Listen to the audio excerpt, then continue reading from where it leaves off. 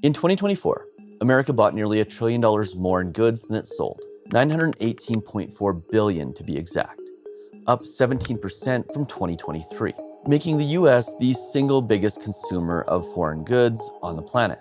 But what happens when the world's biggest spender, Hey, big spender, decides to pick fights with its biggest suppliers? Whether you realize it or not, it affects everything from the prices you pay at the store to the value of your savings. To understand what this means for your financial future, we need to look at 3 critical trends reshaping our world. From the declining power of your dollar to changing where your products come from, to new economic battle lines that are being drawn. These changes are reshaping your financial world. And unfortunately, in this case, the US is reaping what it's sowed. Imagine a world where every major country had just been devastated by a war, except for one. That's exactly what happened in 1944. In that world, America had a choice: to create a financial system that worked for everyone, or create one that worked best for America. Well, at Bretton Woods, they tried to do both. And everything worked really well for a long time, until it didn't. And in this video, we're going to talk about the historical context, how we got to where we are now, how the US has started to unexpectedly abuse the system, and what you can do in order to protect yourself. And we'll start by looking at the historical context, and specifically how the US is essentially engineering their own demise as the world's primary superpower. So we have to start by looking back to 1944, when every country in the world had essentially been devastated by war, except the one place in the middle of North America that was one of the biggest actors in the war, yet with the exception of Pearl Harbor, was able to refrain from fighting any of the war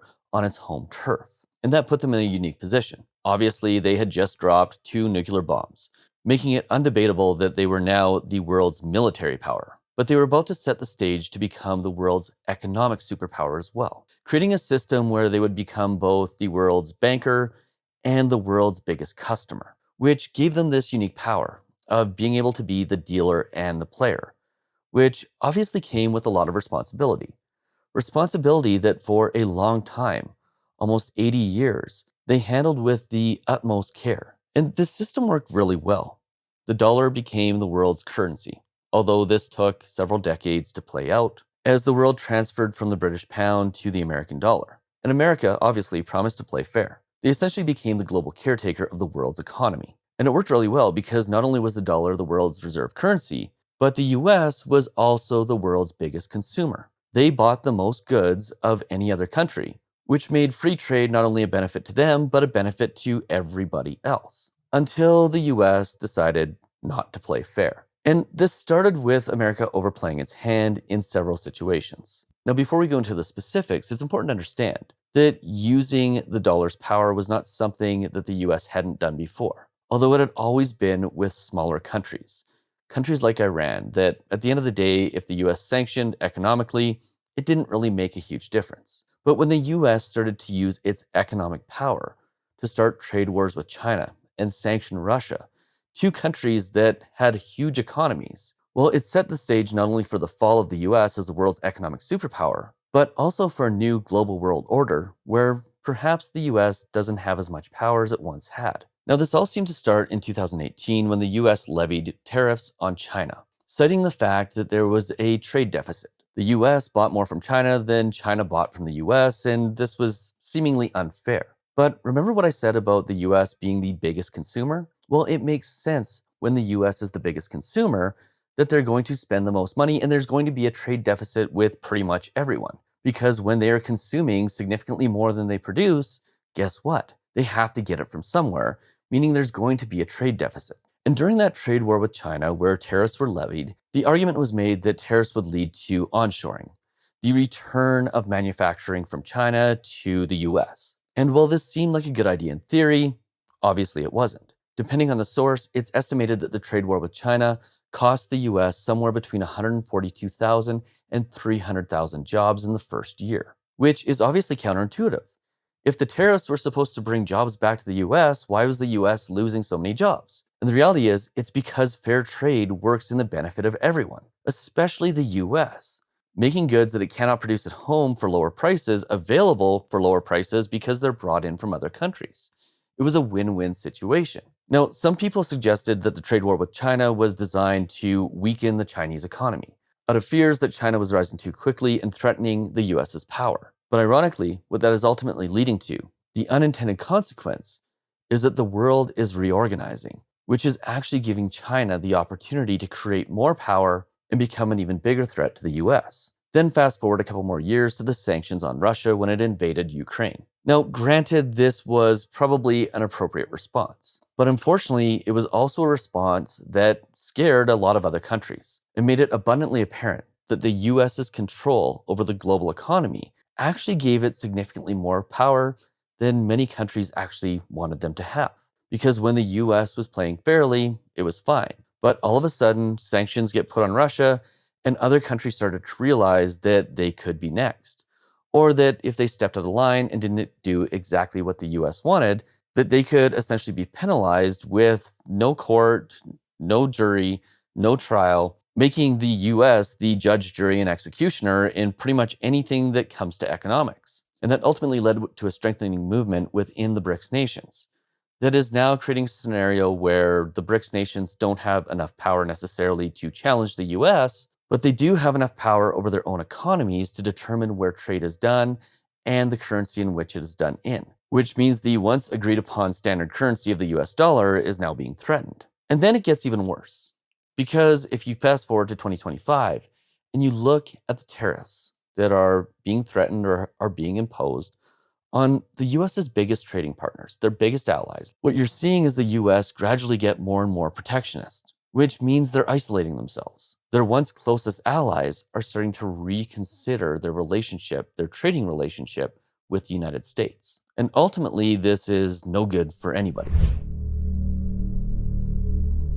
There's significant consequences to the overreach of the US government. The trade war with China led to higher prices for consumers and also a significant number of job losses. The sanctions on Russia led to nervousness about US banks and ultimately a rethinking of whether or not US dollars should be the globally accepted currency. And of course, the tariffs on Canada are leading Canada to push for diversification, to move their trade potentially to other trade partners, where they can sell their products potentially for more money and not have as much reliance on the United States, which ultimately means that the United States is going to have to compete for the goods that Canada and Mexico once provided, and also means they're likely going to have to pay more for those same goods. So in a world where it's being argued that tariffs are good for the United States, it's very clear that they aren't. In fact, it's kind of crazy where in an election cycle where inflation was one of the hottest topics, we're now putting tariffs into place and essentially creating more inflation and higher prices, which I'm pretty sure isn't what the US population wanted.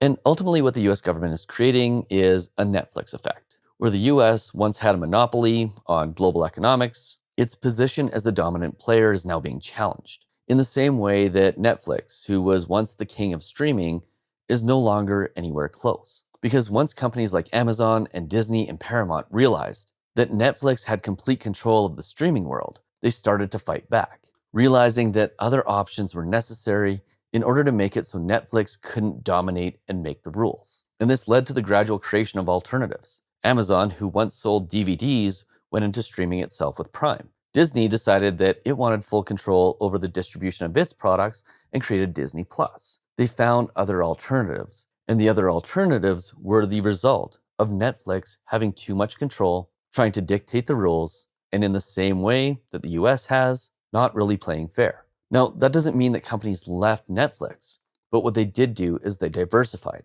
in the same way that countries like Russia, China, and Canada, as well as Mexico, are diversifying away from the US, taking a situation where the US is trying to exert its control and essentially minimizing its control instead. And as a result, Netflix faced the consequences. They lost their monopoly. Companies built their own systems, and now countries are doing the same thing to the United States, only this time with finance. Canada, for example, is strengthening its ties with the European Union. Saudi Arabia, who once almost exclusively traded in US dollars, is now willing to trade with China in the Chinese currency, balancing its relationship between the two biggest superpowers. And then you've got countries like India, who are doing their best to maintain relationships with both, joining the BRICS nations while trying to maintain a good relationship with the United States. And this seems to be the way the world is going. Instead of picking and choosing their trade partners, they're going to try to work with everybody. It's actually almost leading to the democratization of trade, where one country no longer has complete control. And it's kind of like watching a slow motion bank run.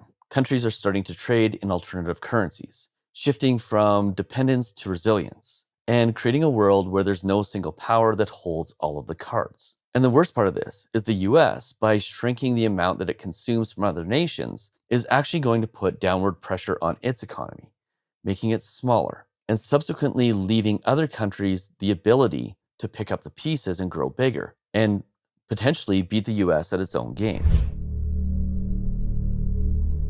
Now, all of this stuff at the global scale is interesting, but the question is, how does it impact you?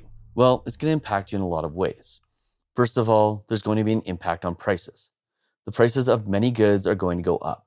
Some goods are likely going to get cheaper, but typically tariffs act as a tax on the country that imposes them. And that means that you, as an individual, are probably going to be taxed at a higher rate, albeit by paying for goods that are more expensive. And in addition to that, it's going to have an impact on the economy, not just the one at home, but the one abroad. These tariffs will have a negative impact on the countries in which they're imposed upon, but they'll also have a negative impact at home, where things are going to get more expensive, there's going to be less money to go around, and subsequently the economy will, without doubt, shrink. And we've already talked about 2008 and the potential for onshoring and how that really doesn't happen, because bringing manufacturing back home isn't as easy as just putting up a tariff and then expecting it to show up overnight. Factories have to be built, the economics have to make sense, and companies aren't just going to do it because one individual at the top of the food chain thinks it's a good idea. And then it's probably going to have an impact on income as well. As job losses feed throughout the economy, there's going to be more employees looking for work, which is going to put negative pressure on incomes as some workers are willing to do jobs for less money. And then subsequently, with higher prices, lower incomes, that's going to have a significant impact on savings and investments, meaning that the money that you've been putting away for your retirement, well, there's going to be less of it. And your retirement goals, well, they're going to be further and further away. So the question is, what can you do to mitigate these effects? Well, the first thing is build a solid foundation.